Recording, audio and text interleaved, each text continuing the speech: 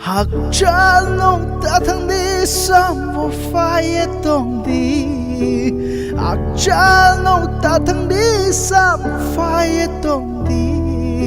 Nung Hakcha thang kia lên nung nó cao sam chuo Nung sam vô phai kia lên mà sa đi trông ya la mai ya Nung sam vô phai kia lên Shri joya la maya O Reang Ni sikla mara kafang bokla tau sara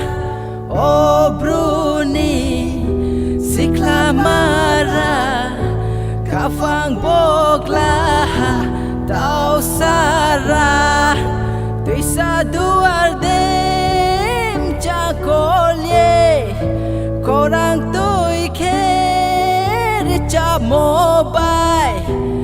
cha kolye sa tongo chumuik sombai kolye tongo Khsumo Ni Khorang bai kham phung phung khna mobile Khsumo Ni Khorang bai kham phung phung khna mobile Yali thi bok chang ko mobile ho te ma zura zura zura nung bai ang bai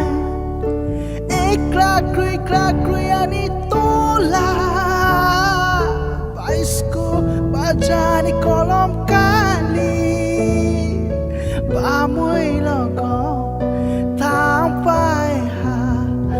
Si brai nai ri kui ri bom Si brai nai ri kui ri bom Kasnam kedi no Nini Chandu no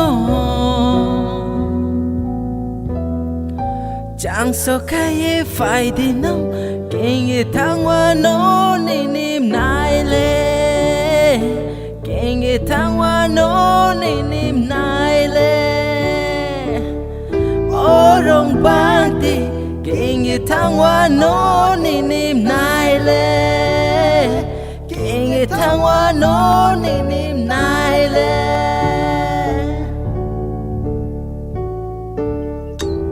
Khaksa ha bo ani music cover video naimon ba ya ani side okay ani pal Ramesh Somlouha chu to bo ka chini singer da Bru ni bin for YouTube channel to ka bin YouTube channel mu ka Ramesh Somlouha riang aro thaya no subscribe khire bin channel music video taron an ba ya Chini cover video takta fight to music video now subscribe khide ke bell icon mai nai au bell icon no press khide notification mai ni ba ye no kha to min ke bo ga no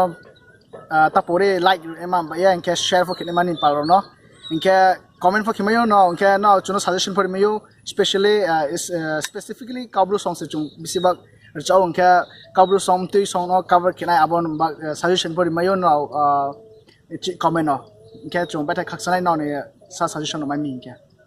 peace